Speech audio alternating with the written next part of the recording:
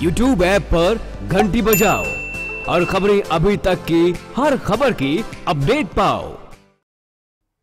उत्तराखंड में नए साल का स्वागत बादलों और हल्की बारिश के साथ हुआ। मौसम वैज्ञानिक ने जानकारी देते हुए कहा कि प्रदेश के ज्यादातर इलाकों में 2 दिन तक बादल छाए रहेंगे।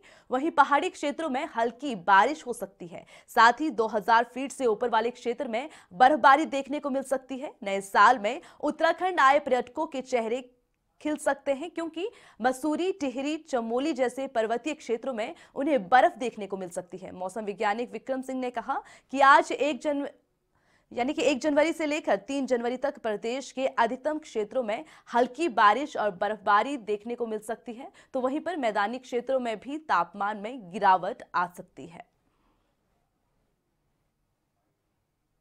वो थोड़े बढ़ेंगे।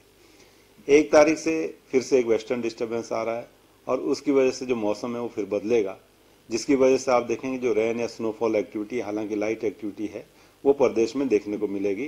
केवल थोड़े मैदानी क्षेत्रों में एक्टिविटी कम रहेगी, आइसोलेटेड टाइप हो सकती है, लेकिन अगर हिल्स की बात करें तो वहाँ पे एक्टिविटी जो है ठीक ठाक होने वाली है।